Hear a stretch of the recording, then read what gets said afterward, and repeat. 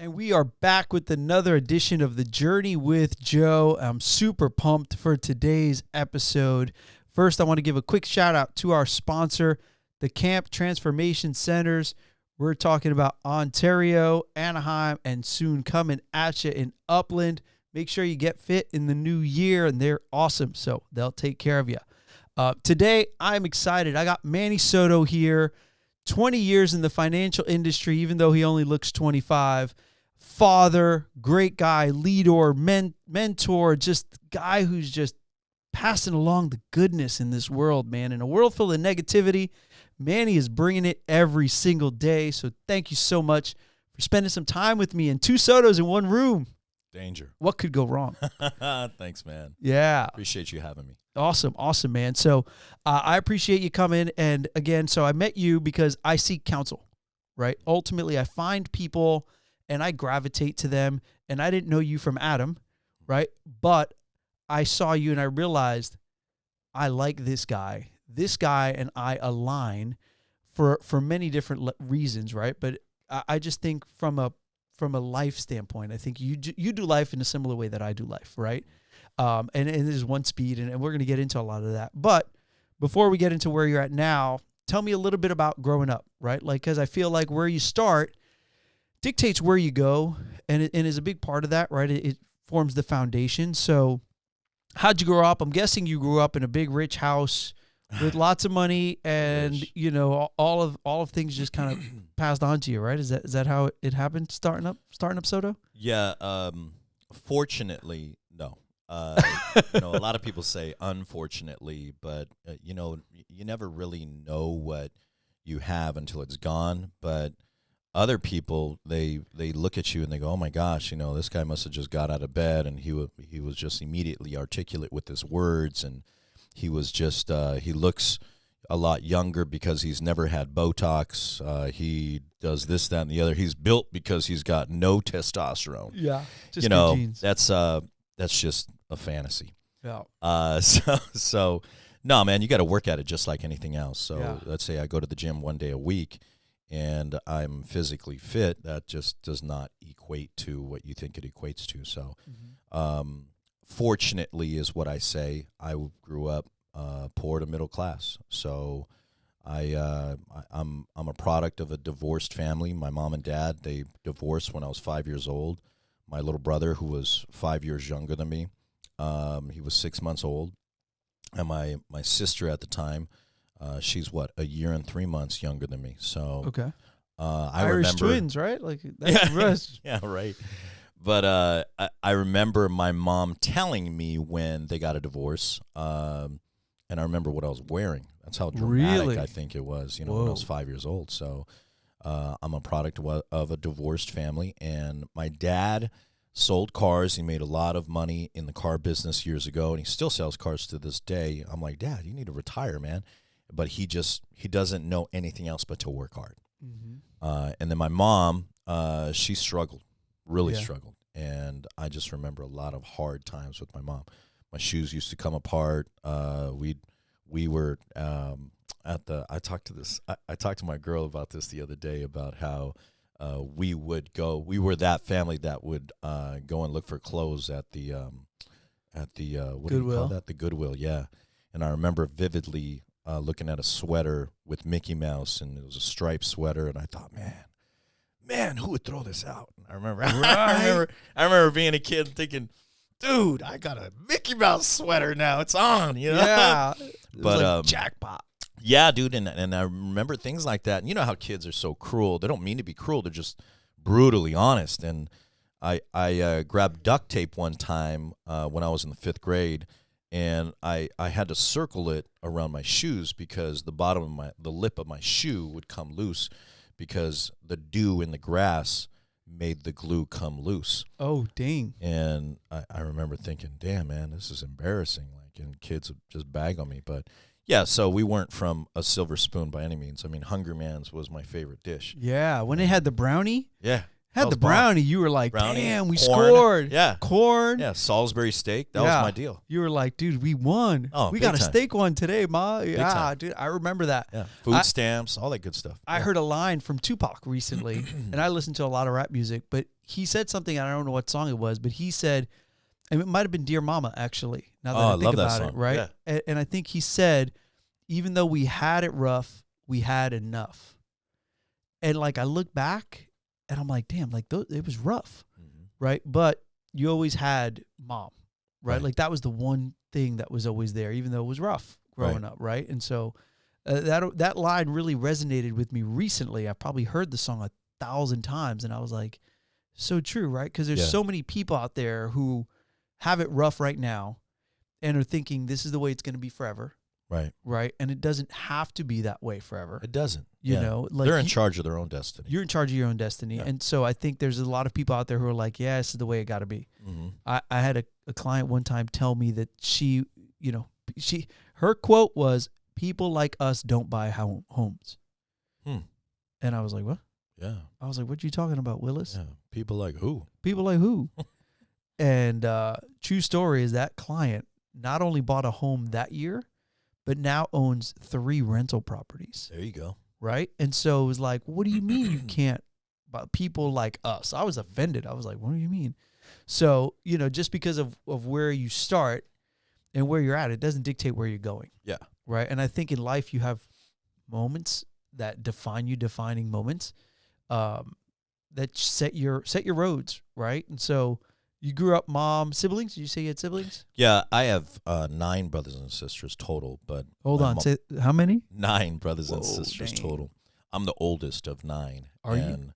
Yeah, and my mom and dad both had 3, and then my dad had 6 other kids. Wow. Different marriages, yeah. Damn, one of 9. Yeah, 1 of 9. I'm one of 1. There you go. My mom got it right the first time. Hey. My dad left, but my mom felt she got it right. Yeah, for us, 1 of 9, we look at you like, oh man, that guy's a privileged dude. Yeah.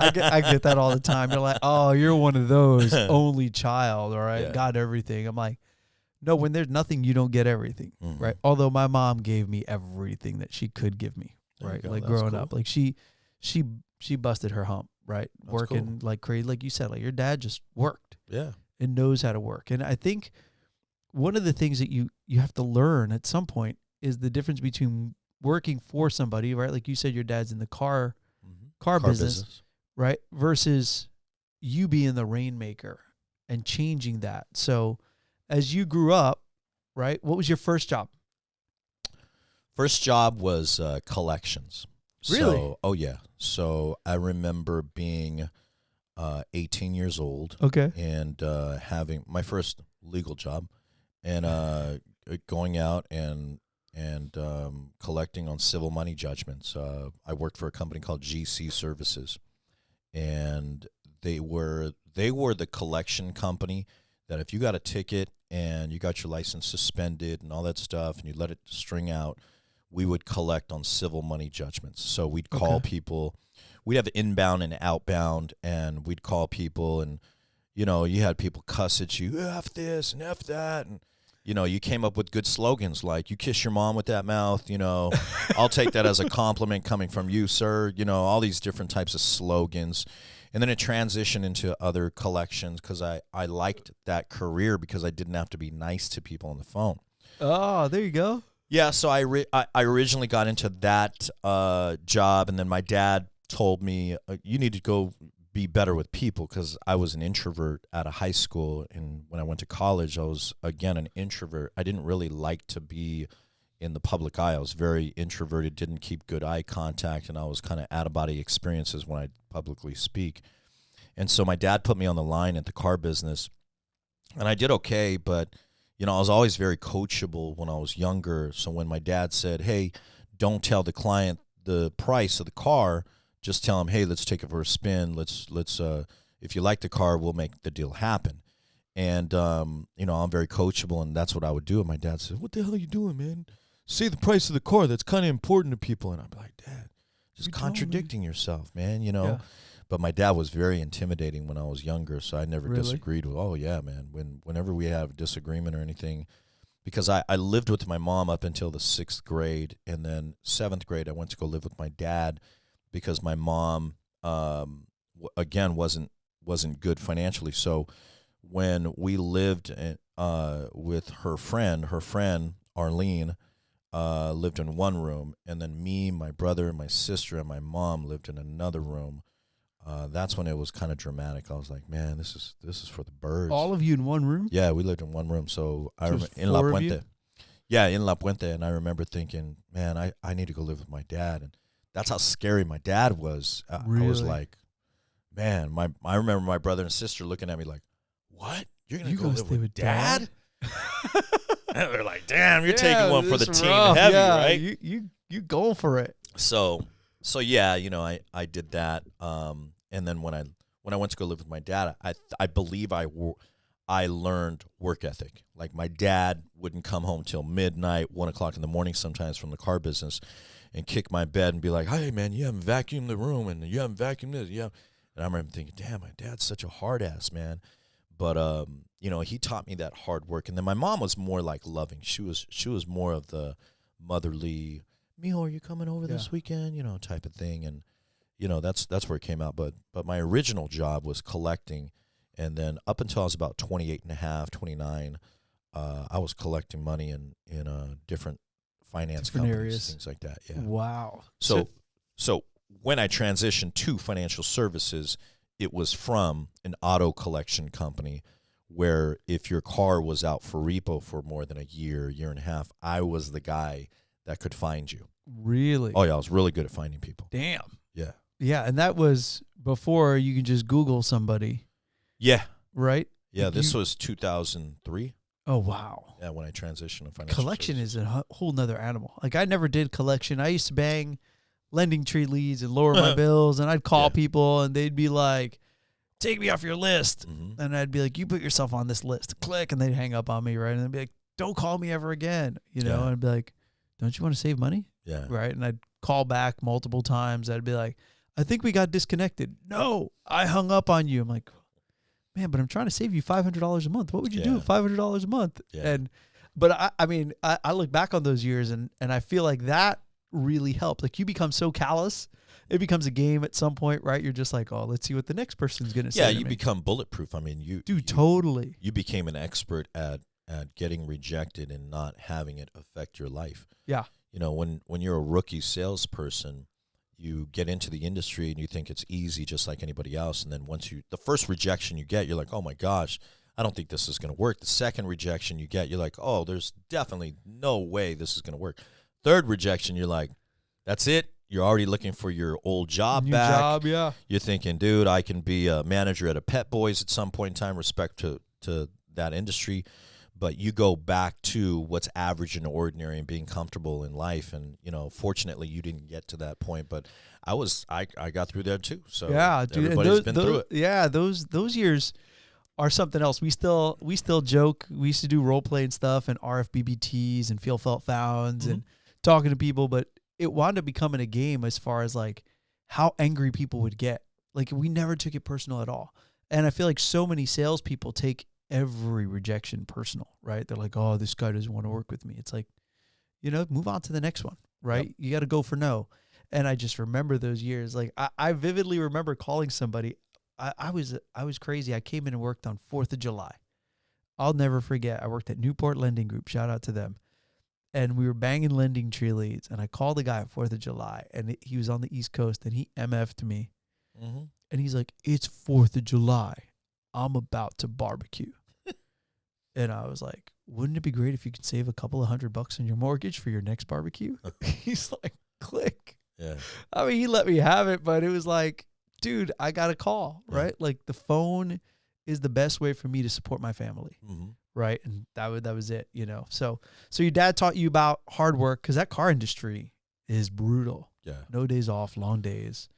It's tough. I mean, I don't really think so. I think, long days, it's fine. But even you making phone calls, bro, respect to you and your industry and all that stuff, at least you have phone numbers to call. Like, to me, in the grunt sales aspect of it, how about going and prospecting somebody cold? then friendship farming and getting their number, and then getting their cousin's number, and then getting their cousin's 4 dudes at their job, and then those 4 dudes at the job, one introduces you to the CPA.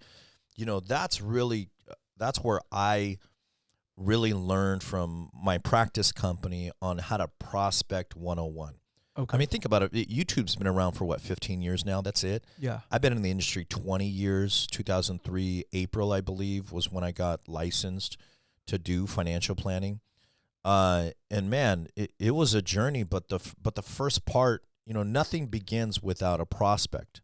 And if I got no numbers to call and I got bills coming on the first, you better believe I'm out there at the local bar. I'm out there at banging down doors. I'm out there networking with guys like you that are sphere of influences in the mortgage industry, in the real estate industry, or a local CPA. So that's really where I cut my teeth on how to really prospect. So I was never given like numbers to call and here's a comfortable desk and check out the heater. It was more like, hey, dude, you need to go prospect so that you can have somebody to go call. and sell. Exactly. Yeah. So it was really relationship farming at its best. And I learned so much doing so because now it gives me the perspective now that I've built a pretty decent organization. Now, when I get an agent that walks in and goes, all right, well, what kind of lead system do you have? I already know they're weak. And I go, oh, it's a $50,000 earner.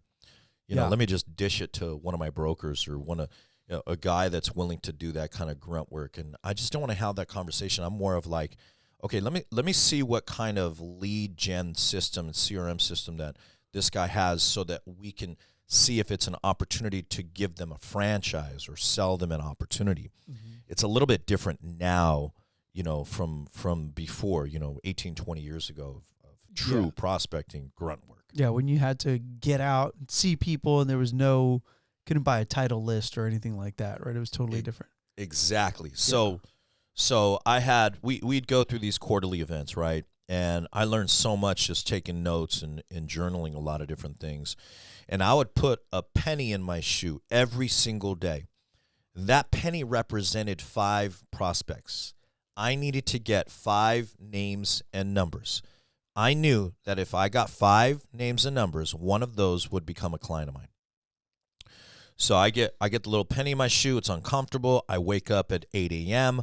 I didn't go to the gym. I was totally out of shape. I'd go right to the office, and I'd make my prospect calls. And after that, I had a 2 to 5 window where I'd get my prospects. So I'd go down to the local gas station, and I'd fill up. And I'd tell the guy next to me who has a nice car, man, Sharp, that's a great car. And I'd form them. Family, occupation, recreation, and then the message, right? So I say, man, what a sharp car. What's a guy got to do to drive a car like that? Oh, man, he's got to work hard. Man, is there a way that I can grab your name and number, sir, and maybe get some nuggets at some point in time and learn some stuff from you? And I'd grab the name and number, and then I'd call him back the next day. I'd say, hey, John, how you doing? This is Manny. I met you at the gas. Oh, yeah, Manny, how's it going? Hey, I was just wondering if you had 5 minutes to grab a cup of coffee and maybe me pick your brain on how you bought that car. And everybody who's anybody will go out and share their secret, quote unquote, secret sauce to becoming successful, i.e. this 100%. Podcast. And I'd sit down with them and I go, man, how'd you become so successful? He'd share his options and I go, that's so cool because I own a financial services company. I do business with companies like Pacific Life and Fidelity and AIG and these big companies, right? And we primarily help people with their insurance coverage and financial planning, like their retirement stuff. Do you have somebody like that in the back pocket that you could turn to? And John would be like, no, I don't have anybody. Well, if you know of anybody that would need that type of service, someone that wants to retire 5-6 years earlier than they first anticipated, somebody that wants different tax deductions that they no longer had an opportunity to do, or somebody that has children that's looking to start a college fund for little Johnny. And you'd see the guy spark up and go, why do I need to refer somebody to you? I need that. Yeah. I knew 5 equaled 1. 5 equaled 1. So if I'm on my game and I could prospect 4 days a week and I could collect 20 new numbers a week, I was going to get 4 new clients. Those 4 new clients, if the average sale was $2,000, then I was making $8,000 a week. So $8,000 a week would turn into $32,000 a month. And if I was worth anything and my goals were big enough, I could accomplish that. Yeah. But since I never earned $100,000 a year, my identity was down here, and inevitably I turned into the identity of somebody that can make $30,000 and $40,000 a month, and now it's a little bit larger than that. So. Yeah, I love the penny idea, right? Because it makes you uncomfortable. Big time. It's a reminder, right? Like that's a good little tactic to remind you of what you have to do. I have little army men. You probably didn't see them in my office. Oh, I didn't. But I have little army men in my office. There's 10 of them because typically you got to get 10 no's to get a yes. Awesome. Right? So one of those army men goes away every time I get rejection. Love like, it. Bing. So sometimes they'll be flung around my office and you're like, Joe's making calls. Like, just love it. People. I love that idea. Yeah. That's people. dope. I used to mail them out to realtors and be like, hey, I want to be on your team. Let's fight. Let's fight together. And they'd be like, dude, did you send me a green army man? That's a great idea. I'm like, yeah, dude, we're fighting. Like this, we're grinding this thing out every day. I'm not surprised, bro. You're a Soto, so I'm not even surprised. Yeah. I'm a little bit off with some of those things. But hey, you know what? You gotta have a little bit of fun, right? You can't take the stuff too seriously, but you got to do the work, right? You got to show up every damn day and do the work every day because it's not just going to get handed to you. Right. Right. And so I like what you talked about, the number of contacts, and you're breaking it down pretty simple. Mm-hmm. And I feel like salespeople overthink it, totally. right? They're like, I hate that. Going back to even what you said as far as how many leads do you provide? Mm-hmm. I'll be honest, the mortgage industry in the last 2 years has got lazy. Oh, without a doubt. Like lazy, like fish were jumping in the boat. Every loan officer thought he was worth $200,000 a year. And I'm like, how many deals are you bringing in? They're like, well, my company does this. I'm like, so zero. Yep. Right. And the fish were jumping in the boat. Right. And anybody could get a 2.5% rate. Like there was no skill involved. Now, with last year being crazy, this year, I love the crazy. Right. And it's sad. I'm seeing friends in the industry that are getting out, laid off and whatever, but the cream rises to the top. Mm-hmm. And I'm grateful because I'm part of the cream. Right. So I'm not worried about it at all. I'm looking at it like, hey, this is going to separate the men from the boys and it's all good. But I feel like those couple of years in mortgage, man, people got fat and happy. And I can't tell you how many people came and interviewed with me and were like, so how many leads are you going to provide me? And I'm like, well, I can give you a fish. I can teach you how to fish, right? Like, let's learn your skill set because if not, you're dependent on somebody else to feed your family. Right. Right. Like if I need Manny to give me leads, then if Manny just one day says, I ain't going to give Joe shit, then I got to go to Kim Soto and be like, hey, honey, we got no leads because Manny said no. Mm-hmm. And I feel like people just forgot, like, you gotta hunt. Right, you got to have that relentless mindset and just go out there and hunt all the time. So, but I like your 5 for 1. That's way better than my conversion was last year. Mine was like 1 for 10, but it was actually 1.3 for every 10. I mean, think about it, bro. If let's just say hypothetically, I tell you, normally when I get somebody involved, it matters whether they want to be a broker or an agent. Obviously, they want to be a broker. They have a CRM that has more than 500 people in their CRM that they can market to, right? What CRM do you use? Do you have a proprietary thing? Yeah, I have a proprietary CRM that I paid way too much for in my company. So the Financial Architects has its own CRM system that's driven off of what I've dialed in, and it's proprietary to what we do, which is financial planning. Cool. So birthdays and significant events that show up, it shoots it out there, but there's other downline specifics inside of it. I won't dive too much in it. But that CRM, let's just say you have 500 people and now you're drip marketing on them. There's just absolutely no way that you're not going to find somebody in their family that needs a college fund, that needs life insurance or more life insurance or the better kind of life insurance or a different aspect of life insurance or living benefits life insurance, blah, blah, blah, blah, blah. Something. Or a 401k rollover or some type of retirement option inside of their IRA or key man life insurance or buy-sell agreement, yada, yada, yada, living trust. So all these different things, you have drip. So there's absolutely no way if you have a proper drip system in the CRM that you fail. Now, an agent inside of a broker's option, because we have 23 offices and we have a bunch of brokers and we have a bunch of agents, that's different. It's like, all right, what's your goal? I want to make 15 grand a month. Okay. So it's kind of like a recipe, right? So if someone's a trainer and they go, hey, what body fat would you like to accomplish? 18%. Okay, you need to eat this, you need to stop doing this, and you need to do that. Okay? Yeah, here's the game. Same thing applies for being a financial coach. I'm sure you go through the same thing, Soto.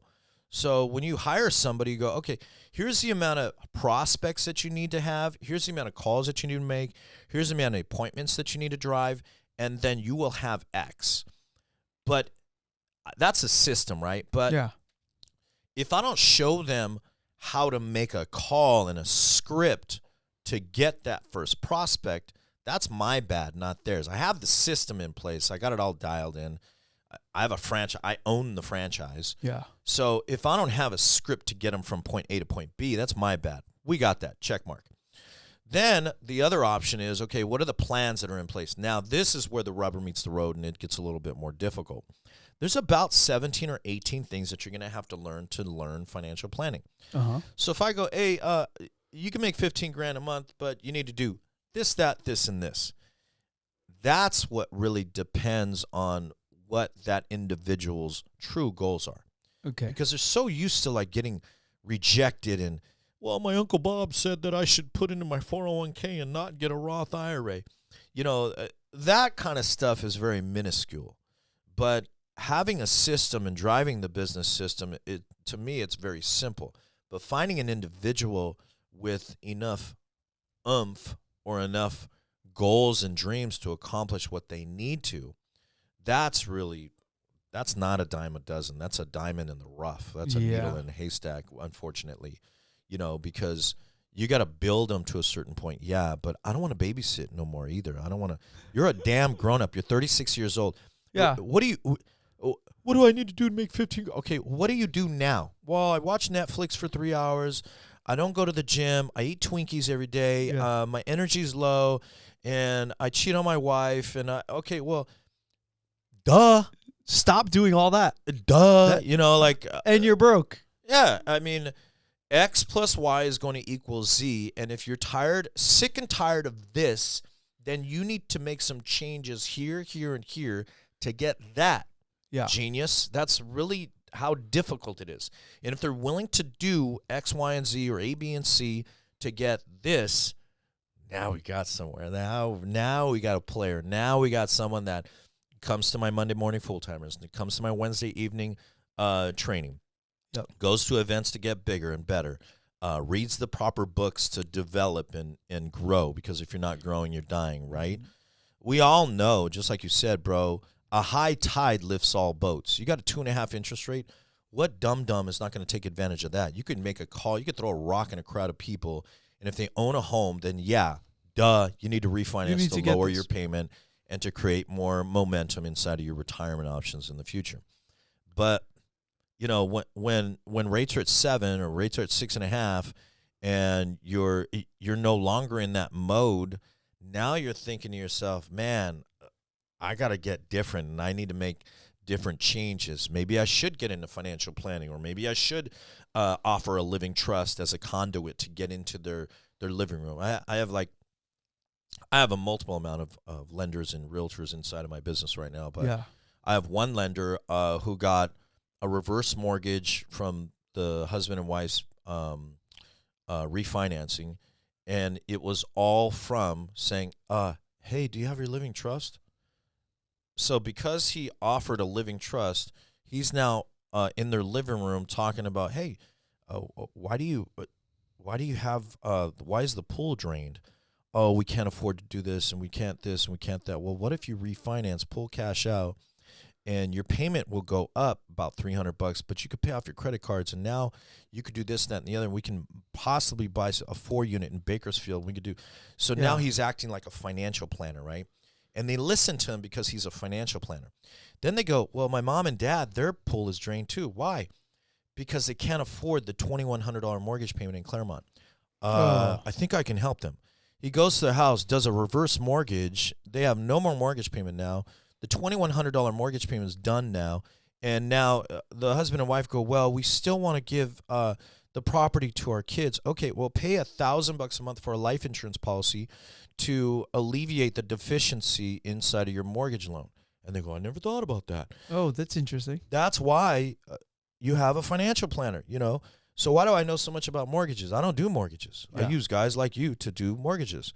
Well, because I've been through 20 years of financial planning, and it is absolutely valuable to have a great realtor and a great lender and a great CPA, by the way. Yeah.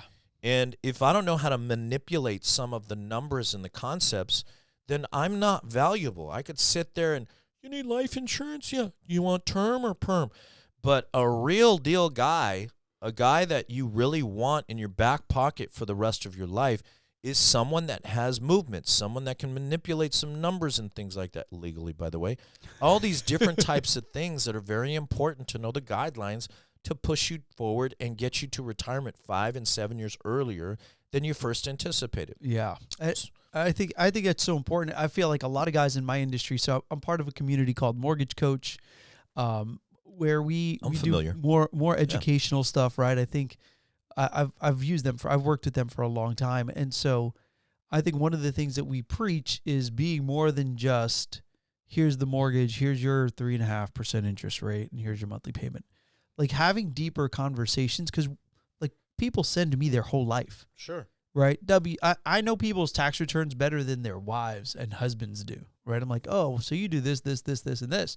So we see all of that. And I think for a lot of loan officers, they don't dig into that. Right. Like I'll go and look at my clients' pay stubs and be like, hey, you work for XYZ company, but you don't have a 401k deduction on your pay stub. Like, do they not offer it? Oh, they do. But, you know, there's no, well, have you looked into it? Right. Or, hey, now you're going to spend XYZ on your down payment, but how's your emergency fund looking? Right. Or do you have mortgage protection, right? Like we're having That's awesome. much more deeper conversations, because I don't want to be, I'm a commodity, right? Like if you walk out my building, there's 4 banks within a stone's throw. So why work with Joe? Right. And so I have a lot more deeper conversations, and that's come with time and confidence and learning, right? Absolutely. But I think so many in my industry don't have that conversation. Like after I'm done here, I have to do annual review calls. So I do annual review calls with my clients, and I ask them about a trust. I ask them about their homeowner's insurance. I ask them about mortgage protection, right? Like we have these kind of like, hey, I helped you get into 30 years of debt. What are we doing to protect it? Right. And people are blown away. They're like, dude, you ask your clients all of that? I'm like, yeah, because I need to stay top of mind. Yeah. 2, I need to show them gratitude because they chose to work with me. Yeah. Right. And 3, it's just the right thing to do, right? Like people need to learn this sort of stuff, because all of a sudden somebody passes away, home goes to probate. Then what do? Oh, good thing you put $200,000 down on that house, right? Which is a whole nother story. If you should put $200,000 down on the house or not. we could probably have that, conversation. You should actually have that, on the analyst side. I think that would offer some mad value, even if you went live here, bro. That'd be strong. Like I do. So I have an ROI calculator where we calculate return on investment. I go over it with every client, and yes, the ROI is higher the less you put down, right? But people look at it like, I got to put all of this money into the house and da da da da da, and so often people are blown away. They're like, you can keep your money with B of A and get 0.025, right? But you can reinvest that somewhere else, and you're going to make way more ROI. Right. Too often people look at homes as shelter. You have to look at investments, right? You have to look at like, hey, I'm putting my money in here to invest, and then what other investments can I do in addition to that? Because I think it starts, people focus on the house because I need a place to live, and I want, That's like the Latino way. It's either own a business or buy your first piece of property. That's like the Latino American dream. Yeah. Well, then to pay it off. Horrible. Right. Like I've got a client who's owns a plant. Oh my gosh, what the heck's it called? They sell plants. Oh my God, whatever the name. Oh, nursery. Nursery. Yeah. Jeez. Okay. And guy's got like 6 houses paid off. I'm like, wow, dude, what are you doing? He's like, no debt. I'm like, okay, well, whatever. I'm not going to change his mind, right? Like. His horrible Dave Ramsey option. His horrible. I actually think I just convinced him to get a trust. Like, oh my God, 2 years ago, and I was like, hey man, like this is great, but you die tomorrow. your 3 kids are going to fight for these houses. He's like, Yeah. I will not let them. Yeah. That was his Unfortunately. motivation to do it, but you're right. That's the Latino way. When I go through that, I have this on one of our brochures. We have something called LITR. So LITR, when I talk to them about not paying off their home. Uh-huh. L stands for liquidity, I stands for interest rate, T stands for tax deductions, Uh-huh. and the R, which is the biggest one, which is risk. Okay. So you should ask them, all 6 your properties, if they're in California, what if an earthquake happens, Mr. Johnson? What is your exposure on all of your 6 properties of equity? And put them on their heels. So when they start saying, I don't know, just ask them to Google Hurricane Katrina or hurricane in the Florida Keys, and the properties that were paid off, I don't think the owner is very happy about them paying off their properties. You should never pay off your properties. Wow. Yeah, it's pretty horrible. Interesting. Yeah, I never even thought about that. And I'm worried about the big quake. I feel like it's coming sometime out here. Even if it doesn't, the other LIT will talk you out of paying off your home. People get 15-year mortgages, the worst thing you can do. And naturally, again, it just goes based off of people not knowing enough. I mean, the real dum-dums are the ones at the barbecue, your cousins saying, I just paid off my house, and they want to look for a trophy or something. That's the worst. I normally don't even say anything at these, excuse me. I normally don't even say anything at these, like, because my dad has 12 brothers and sisters, and my mom has 9, and Yeah. I'm like E.F. Hutton. Like, everyone is like, hey, Manny, what do you think about the, I'm like, dude, I don't even want to, let me have a taco, will Yeah. you please? So I don't even want to be at that position, but, it all comes down to the lack of financial education, unfortunately. Even the 401k, people are plugging money into that overwhelmingly, and they have no idea. They have to pay taxes later on the Later in life. distribution. So let's say I put $1,000 a month into my 401k, and it grows into $1.2 million. When I'm 68 years old, now my home is closer to being paid off. The kids are all grown up and outside of the house. And now I get to distribute my $1.2 million into my 401k. And whether they roll it into an annuity or not, they have to pay taxes on the distribution. Yep. Hello, our U.S. debt is at $31 trillion. You got baby boomers all going to retire right now. Our healthcare is getting more and more expensive. And then you have social insecurity by the year 2034 going through some massive cash deficiencies. Yeah. All 4 of those facts make you believe taxes are rising heavily. So why, again, would you want to pay taxes on distribution of your 401k and not pay taxes now when you into know what a they are. Roth or into a tax-free retirement strategy or infinite banking option? All these different financial facts people need to be aware of. And the fact that they don't know is, again, to your defense and you waving the wind at their fire. They need somebody to sit down with that is not fully educated, but you're like Henry Ford, bro. You sit down at a desk and you have a person that's in charge of your living trust. You have another guy that's in charge of your mortgage protection. You got another guy that's in charge of your PMI or mortgage insurance. All these different types of aspects. But across the board, people just don't have somebody to turn to like that. So No. You know what kudos I to you. ask people? That my favorite question to ask people is when they do have the 401k. I say, so it looks like you have $240,000 here in this 401k. What are you invested in? What do they say? I have no clue. No clue. Yeah. I'm like, so would you give me $20,000 a year to do whatever I want with it? And they're like, no. And I'm like, that's what you're doing. Yeah. And you've done for the last 10 years working at Boeing. And they're like, oh, shoot. Like literally I see on Zoom or in life where they go, damn, you're right. I'm like, you either need to look at that, or 2, you need to work with somebody who explains Right.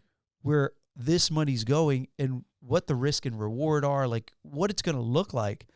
People literally give hundreds of dollars of each paycheck and have no idea, Yeah. not one clue what it's invested in. Mm-hmm. And I was like, so can I get like 15? I just want 10 grand. I was like, how about if you give me 10 grand a month and I'll invest in whatever Bitcoin I can find? And they're like, no, Joe. And I'm like, you need to start looking at that. Right. Have you heard of the new rule in the 401k? No. So you know about the 59.5 rule? Yeah. So it says that Government says, we love you so much, we're not going to tax you now, we're going to wait to tax you. But if you decide to pull your money out by the time you're 59 and a half, there's a 10% penalty, right? Yeah. What happens if you're 78, 79? Can they leave their money in their 401k? No, they have to take it, right? Yeah. At what age? 65? Nope. 60? Nope. 59 and a half? Nope. What is it? 73. Oh, wow. So if you don't take something called RMDs, which is mandatory distributions, by the time you're 73, you're going to be penalized 25% Oh. on top of regular income taxes. Dang. Right when Alzheimer's is popping. Yeah. So, all these different types of rules. And I got nerd on you for a minute, dude, because, you I strike love me the nerd as stuff, yeah. you strike me as an analyst. Like, I'm a cool nerd. So I could go give a speech and get people on the ceiling about stuff. But once they sit down with me and they talk about numbers and true financial planning, they're like, shit, this guy actually knows what the fuck he's talking about. Yeah. I'm the same way, right? Like I'm a geek when it comes to numbers. I don't know jack about houses. People ask me, what do you think of this neighborhood? I'm like, I have no idea. I'm like, I am a numbers guy through and through, but I'm a weird personality because I'm a very high I. I'm very personable. I'm very friendly. I'm easy to talk to, but I'm a nerd. Like when it comes to data, I'm like, ooh, I love that, so all good stuff. We're going to take a quick break. Going to shout out our sponsor, and then we're going to come back. We're going to talk about some more mindset stuff, some more leadership stuff. I think we're hungry for that in this world, and we need more leadership stuff. So we're gonna talk about that after a quick break. Are you looking for a new and exciting way to improve your fitness? Well, you have to join the Camp Transformation Centers in Anaheim and Ontario Ranch because they are doing some special things over there. They are changing people's lives with great classes and a great environment and great instructors that are helping people lose weight, become more confident, become more healthy, and just live better overall. So if you're interested in changing your quality of life and learning more about starting a fitness journey, give the Camp Transformation Center a call, either Anaheim or Ontario Ranch, and start your journey towards a healthy and fulfilling life. They are amazing. You're going to love them. Give them a call. Now back to the show. All right, we are back here with Manny Soto, and so we're gonna pivot. We're gonna talk more about the business side of things. We're gonna talk about the financial architects, which I thought was like one of the coolest names I had ever seen. Thank you. I just think there's so much that goes into financial planning that you really do have to be an architect, right? You do have to design it, and everything is different for each person, right? Like no two plans are exactly the same. Everybody's got different goals, different ages, different family. Like every situation is different. So tell me a little bit about how you started the whole TFA, and I feel like it's a movement. You didn't wear a shirt today because you've got some pretty cool gear. Yeah. Maybe I can get you to throw me a shirt one day. Definitely I'll swing into Chino. You can get me a shirt. I'll rep the shirt, man. I got no problem repping the send shirt. your whole office some shirts. Yeah. So how'd you get started doing that? And then tell me a little bit about the business, because you guys are crushing, man. You're doing some cool things, man. We're really cranking right now. I wish I could take all the credit for it. It's really, I'm just surrounded by unbelievable entrepreneurs within the financial architects. So shout out to all my franchisees, all my brokers, all of our agents. It's really a team success story that I started really 7 years ago. Oh, wow. So I originally started with a multi-level marketing company called World Financial Group. It's no secret. The company really took me out of who I was, which is an employee. Yep. So nothing against employees. I think that's great. Even if someone's an employee, they could legitimately retire whenever they would like to, but they need to save a ton of money. Yeah. So whether your plan is 35 years and you want to invest into your 401k or your tax-free retirement strategy or Roth or anything like that, hey, kudos to you. I think that's awesome. You have a plan to retire. Or if you'd like to be an entrepreneur and get it done in 15, 18 years because of your hard work and effort, you want to cut that time period to 10 years, then you're just going to need to absolutely work your ass off to get there. So, I started at World Financial Group. I was there for about 8.5 years. The great Ed Milet was part of my recruiting presentation. And So he recruited you? well, my cousin recruited me.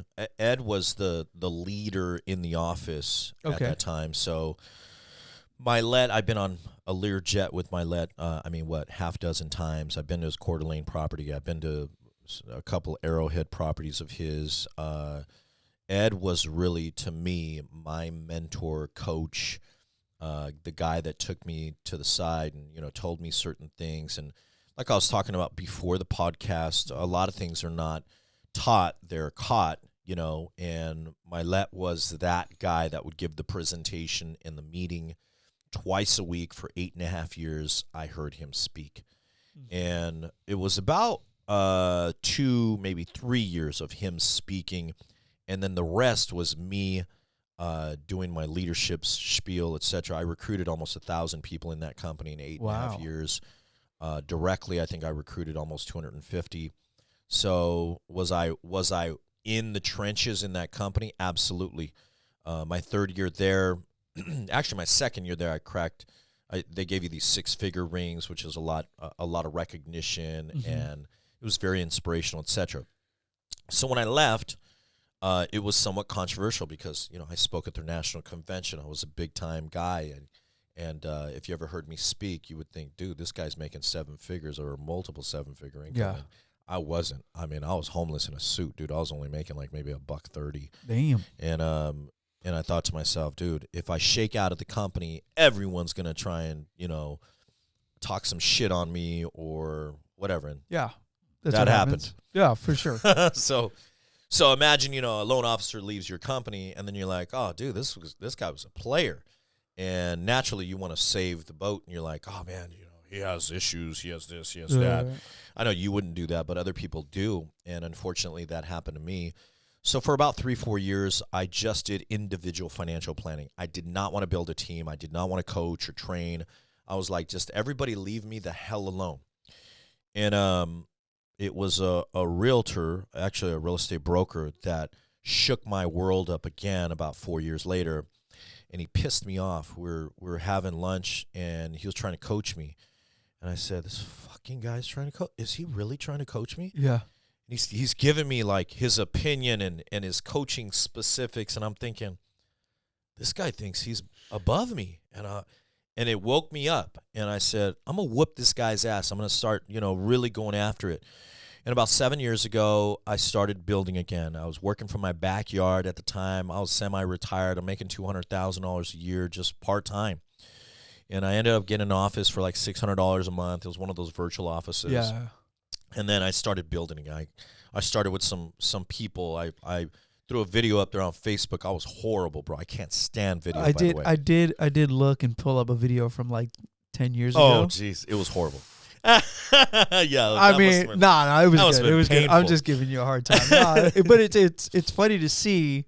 Like, you look back on that, you're like, dang, what the hell was I thinking? Yeah. But you just did it. That's cool. Yeah, I cringe, So I ended up getting an office, signing a lease like a year later, and I started with about 5 or 6 guys. I recruited over about 2 months, and I ended up keeping 3 of them who are still with me today. Okay. And then over time, I transitioned into more offices, and I got more recognition. Social media was really a great catapult to the business. Yeah. And today, I think we have roughly 23 offices. I really don't even know how many offices now, to be honest with you, but we have roughly 23 offices. We've turned into a franchise model, which I think that took place within about 2 years. Oh, wow. So we've only been a franchise for about 2 years. And we have an amazing training program. I look at some of my business partners that own financial architects, and these guys have made millions of dollars in other industries, and it's a tribute to the industry, and I'll share a little bit. There's $70 trillion worth of wealth being passed down from one generation to the next. Jesus. So your mom is eventually going to give you some money in an inheritance. How do you invest that? Where does their IRA go? Do they have the proper life insurance? Do they have a long-term care plan? Do they have a living trust? All these different questions come up in the manufacturing of something called a legacy plan, right? Mhm. Imagine like you're a one child. Imagine if they have 10 kids or 3 kids or 7 kids. So the need is massive. So you take Massive. a regular real estate group that owns an escrow company inside, and you say, why do you own an escrow company? Well, you need to go through escrow to close the property. Yeah. So it's a no-brainer to, Own the escrow. that's right, to get more money. Why don't you have a financial services company as well? Never thought of it. Don't you already forward your mortgage protection guy? Why are you giving away money? Don't Yeah. you already forward a living trust guy? Why are you giving away money? It's just an introduction, and the light bulb goes on, and they go, shit, if it's that simple, I mean, show me the path. So we do have a turnkey model in the franchise. It is a FTC approved franchise. Nice. So the Federal Trade Commission is not friendly. Let me tell you, you have to have assets on deck to have one of these franchises. And if you look at franchises, I mean, it's north of 90% on them going out of business. Mhm. They don't go out of business. Like, so it's something like 6% of them go out of business. Oh, wow. Whereas mom and pop, they go, I'm going to grab 200 grand from my property, put it into a business, a restaurant, for example. 80% of them go out of business within They 2 fail. years. Yeah. So I franchised it. It's a turnkey model, and we are cranking. Like, yeah, the word is out. Public. I don't have a sales guy that sells my franchises. I have an ops manager. I have an assistant. I have a marketing gal.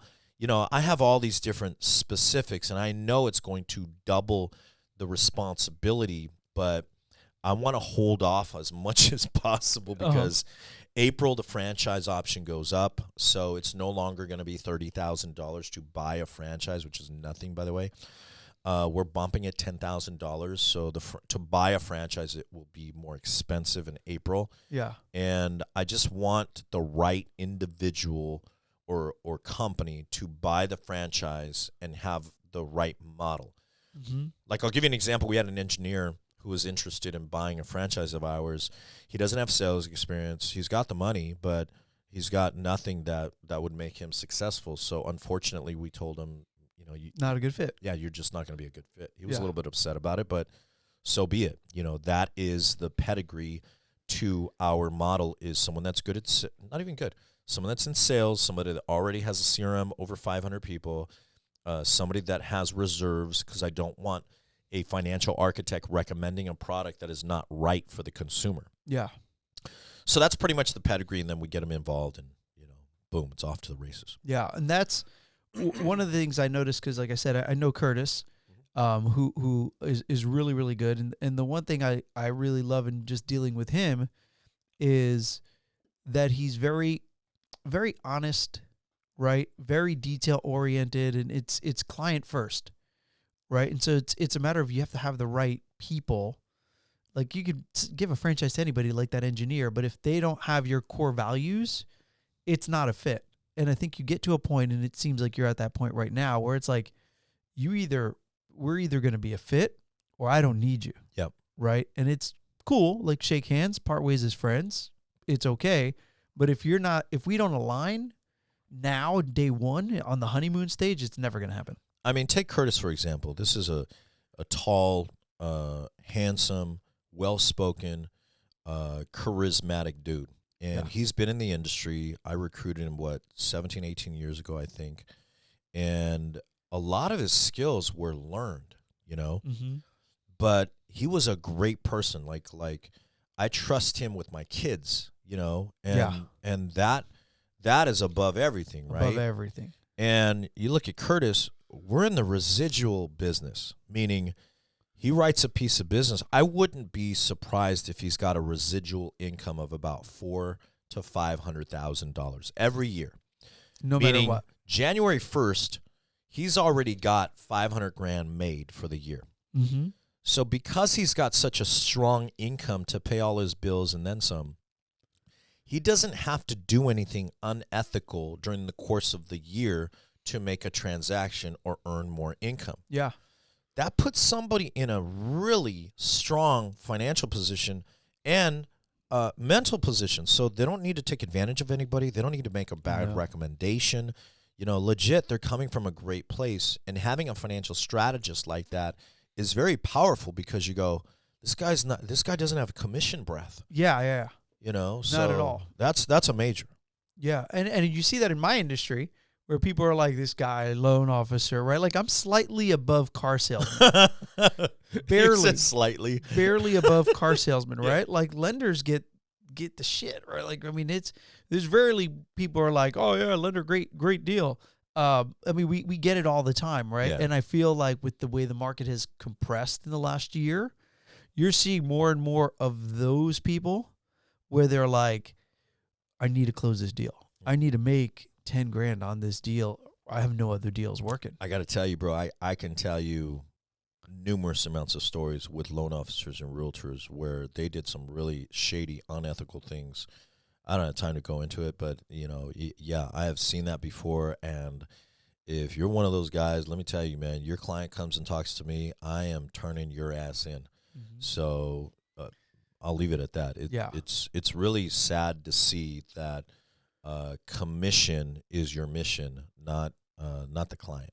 Yeah, and it's sad. It's sad to see, and I shake my head at it, right? And it's unbelievable. I'm fortunate. I mean, I've saved a lot, and I've put money in the bank, and we've done, good for you, knock on wood, lots and lots of deals, and helped lots and lots of families. So for me, it's never one deal, right? Like I'll lose money on a deal to keep the client. Keep the relationship. Absolutely. Right? And there's no one deal. We tell people all the time, like if we're off on our fees, we eat the difference, right? So if it's like, oh, I told you it was going to be $1,500 and it's $1,700, I'll eat it.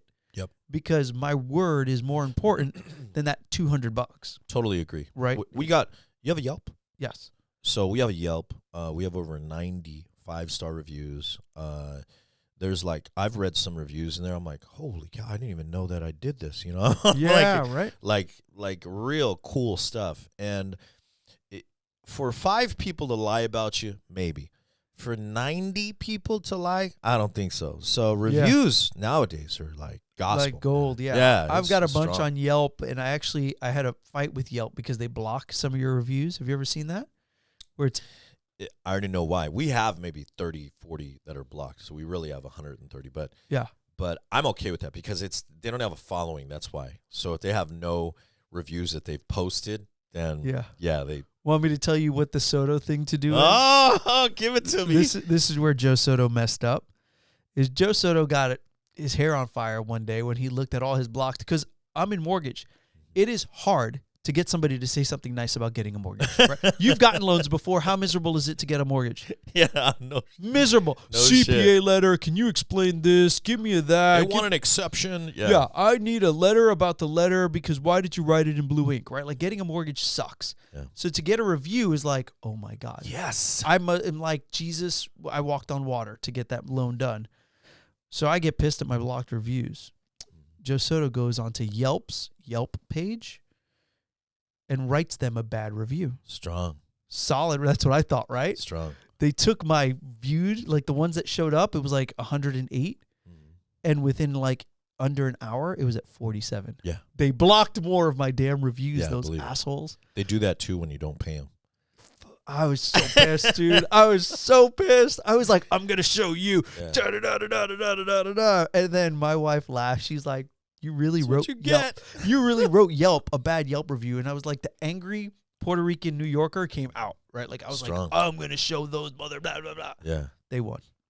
So I hate Yelp. Yelp got me. Yelp man. 1, Soto 0. Yeah, Soto 0. So now you've got this group, and so you talked about Ed Milet, and I believe that you're the sum of the 5 people closest to you, right? 100%. One of the things that really changed in my life is I told you I got into coaching, and I got surrounded by people who were making more money than me, who I thought were ordinary. I didn't think there was anybody special, right? You're looking at a guy who makes $2, $3, $5, $10 million a year, and you're like, well, that guy doesn't seem all that special. Like, what's the secret sauce?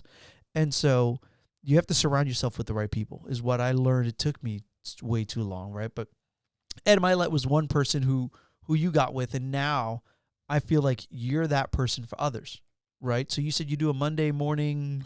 We do a Monday morning full-timers meeting, and I probably have anywhere between 40 to 50 people that show up on a weekly, and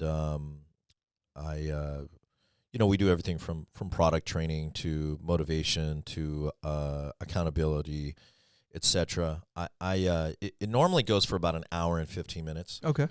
But it's a great reset because, just like everybody knows, the space shuttle is off course 80% of the time. It's the course corrections that gets them to the destination. And if you could course correct yourself as consistently as possible, that will keep you on track. So in my Monday morning full-timers meeting, and I also have a Wednesday evening training, it keeps you course corrected. It keeps you consistent. If you're clear on what you want to do and you're consistent in the goal that you have, there's no other route to go that's going to get you to success and where you want to be. So that's what I've implemented at my company. Others, they have, not to say any bad things about other companies. They have different meetings, or they have no meetings, or they have once a month meetings, or once a quarter meetings. Most places have nothing. Yeah, and most places have nothing, to each their own. And then they vacillate about excuses like, it's because, it's summertime. The market. Or it's because a dog ate my homework. Or it's because it rained. It rained. There was traffic. Dude, I got to tell you, there's holidays, lots of holidays on a Monday. And every single time my agent, hey, we having a meeting this Monday? Dude, every day is a holiday. Every day is a holiday. If you're an entrepreneur, every day you can take off. Why is it different that Labor Day you want to take off? It doesn't matter. Yep. So every single Monday morning, we still have a full-timers meeting. If you come to the office, guess what the best day to make contact is?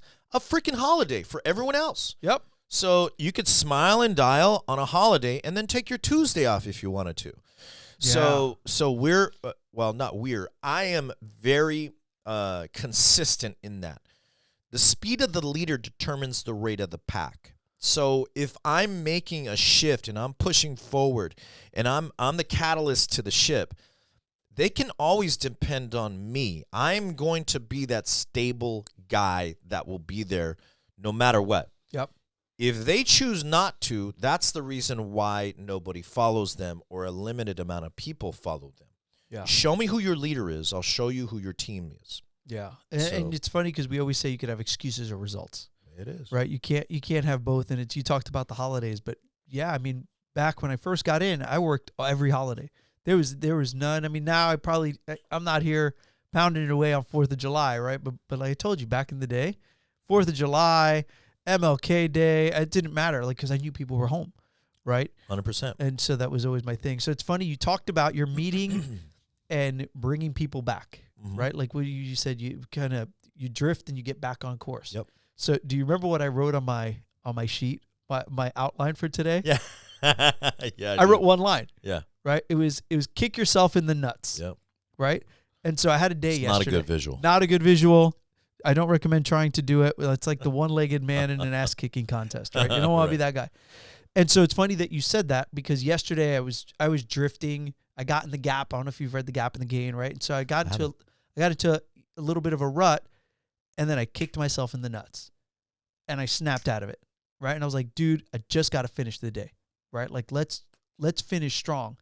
And I'll tell you, years ago, man, my day would have been off the rails, right? But it was getting back on course.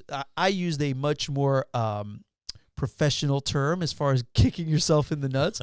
But you whipped yourself back, getting back into shape or getting back on track is so huge for salespeople, because we tend to be squirrel and out, and so for like having that Monday meeting is powerful, because we need to be reeled in. Mm-hmm. And I think we need to be reeled in during the course of the day, and having people in your environment or at your company and culture is so damn important, because we all in sales come off the rails. Yeah. At some point during the course of a day or 10 times a day or whatever. That's why mindset is so important.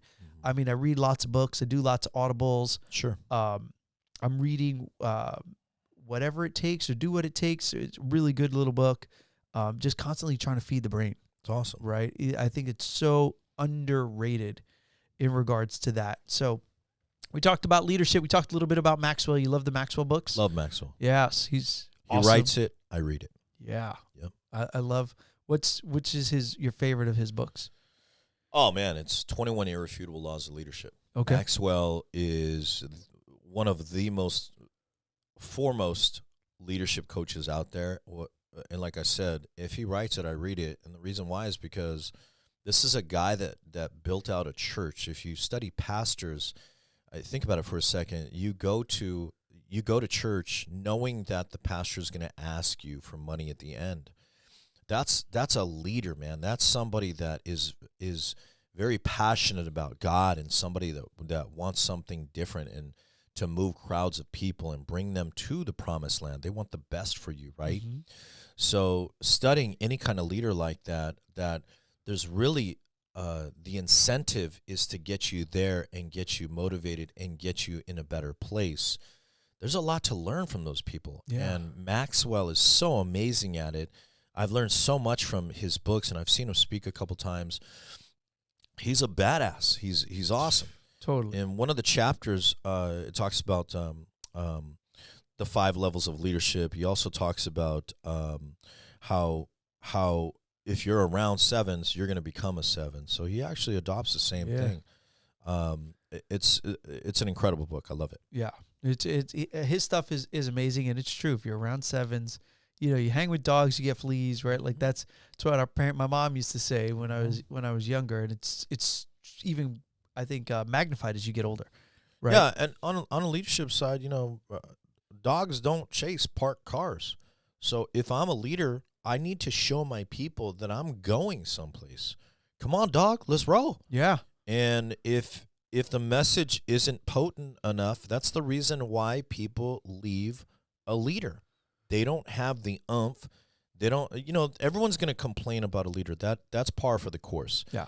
Oh, I lost because Manny this, and he thinks he's all bad, and he wanted me to come to a Monday morning full-timers. He doesn't know I have kids, and all the other bullshit that comes out with it. That's fine. That's par for the course. But you're going to find enough if you get enough going. Yeah. You got to keep moving. Yeah. Right? Keep action and activity is 100%. Is the number one thing. You 100%. stop. I think you learn and you die, right? And Yep. everything's a learning experience. There's no losses. No doubt. In this world. And I'm working with my daughter on that. It's funny, my little one just constantly working on That's cool. mindset, at 9 years old, trying to feed the brain. That's cool. So let's fast forward and tell me what 5-year vision, right? We talk about goals, and I know you're very intentional, very structured. Where do you see financial architects next 5 years? Where do you see yourself, kind of like 5-year vision?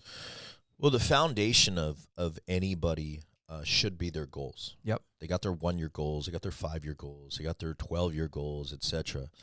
And I'm a little bit different, whereas I don't put a time limit on my goals. I learned that over time. The reason why I don't personally, everyone else, they could have their own mindset around it, but me personally, I don't. And I'll tell you why. If I say, you know what, I'm going to make $1 million this year, and I've never made more than $230,000, to me, it doesn't seem tangible. It's not real. I can't even fantasize about it. So for me to say I'm going to make $300,000, now I go, you know what, that's obtainable. I can push the ceiling a little bit. I can get there. Yeah. But once I fail at it, my mind goes, dude, every goal you draw out at a certain time, you fail at it. It makes you believe that you're a failure. So don't have massive dreams where people go, this guy's fucking full of shit. You know, it's got to be real initially. Exactly. Yeah. So I've always mapped out my goal for the year, and I've always mapped out my action steps. My residuals are pretty strong now, where I can more than likely retire right now pretty comfortably, especially with the branches that we've built. Yeah.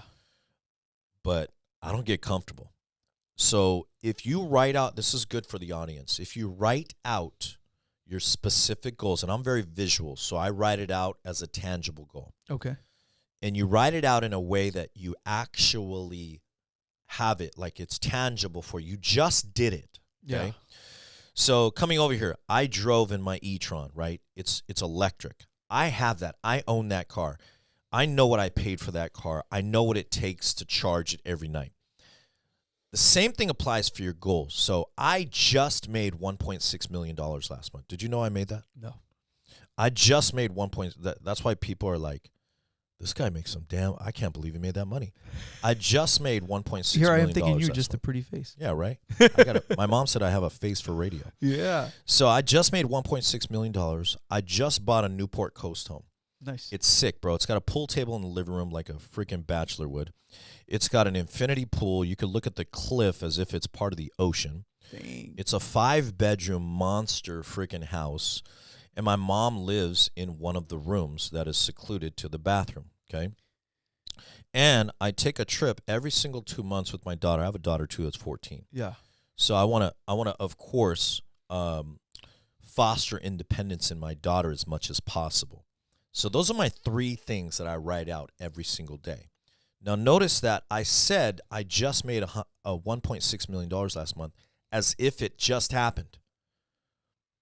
Mm-hmm. My buddy Soto thought I actually did it, but I didn't. Ah. I say it as if I've already done it. Yes. So the goal is 400 locations. And if I have the same spread in each location, that's $1.6 million a month that I've made. As a result of that, I've gotten X, Y, and Z. Gotcha. If that makes sense, everybody. So Yeah. the goal is very obtainable. It's very tangible. And do I think I can accomplish it in 4 years? Probably. Do I think that it may happen in 7? Maybe. Yeah.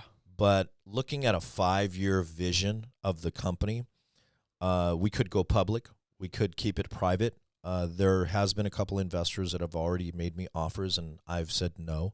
I've literally, I am debt-free on this company. Nice. So I've never borrowed money. I've never got a loan from a bank. I've never done anything like this. I've always paid for this on my own commission. I have guys that go, dude, who'd you borrow this? I didn't borrow shit. Like, I signed leases. I've lost $250,000 on leases that I've totally made a brain fart on. So when you think about business, you think about business building, you think about all these different things, these challenges. I've been through it. But if you look at the attitude of gratitude that I have and not complaining, I take it like a swan to water, man. I don't let anything get me down. Yep. And long term, I will beat you out by just outworking you guys. Yeah. And you guys, I mean, not you, bro. It's okay. But I mean, I'm a Soto, so we're bring good. it, baby. Yeah. No, you got to bring it every day, right? And it's funny. I was talking to one of my guys, and I was like, "Dude, I just outwork everybody, right? Like, I'm not afraid of the work. It doesn't bother me. You just got to go in and raise your hands." The one thing I took from that is that you write it all the time, right? I think too many people write down goals, right? Everybody's got like, New Year's resolutions, right? They come up with a business plan in November, December. And then they write down these things they're going to do. And I'm not into New Year's resolutions. It goes into a drawer, right? And then they never look at it again. Yeah. And so one of the things we do as a team is we look at goals every month. So my team, we all write out our goals. We go through them every month. Which one are you focusing on this month? What are we gonna work at to help you get to those? But it's constant, right? Like, I do a journal every day and stuff. And you constantly have to look at that and continue to strive through it. And what are you doing day in and day out to get to 400? What are you doing day in and day out to hit those goals? Yep. And if you don't continue to remind yourself, it's toilet paper, right? Like, just crumble it up and throw it in the trash, Yep. So I love it, man. I love it. It's all really, really good stuff. Thank you. I think we could talk for hours about this stuff, but I'm grateful that you gave me some time. I know time is the most valuable asset that 100%. We have. So I'm appreciative of it. I'm grateful that you can share your journey with the audience. Tell us where we can find you on social, on YouTube. Tell us, where your company. How does somebody start a franchise with the Financial Architects? Give us it. Whether you'd like some financial help on your retirement plan in the future, or you're looking at one of our franchise options as something that may change your family tree or someone else's family tree for a lifetime to come, you can reach us at our website, which is tfawealthplanning.com, or 888-350-5396. hopefully I've made a difference for at least one person in your audience, bro. Yep. I'm really serious about that. I was never given an opportunity until I was about 28, 29 years old. And man, did it change my life. So anybody that's listening out here and listening to Joe's podcast, I'll submit to you that making a change is difficult, but having somebody to give you the opportunity is the real opportunity. We're not in a third world country where you have no opportunity. You have a job right now. You can go do something part-time and you can create an opportunity in this great nation. So having the opportunity is one of the best opportunities for you to take advantage of. Yeah, I love it. I love it, man. Well, Manny, I appreciate you and super Thank you. grateful. And thanks for spending some time with us, man. Thank you, bro. Cool. Appreciate it. All right. See ya. And quick little shout out to our sponsor. Again, Camp Transformation Centers. What do we got? Ontario, Anaheim, and coming at you, Upland soon. Go get your fitness on.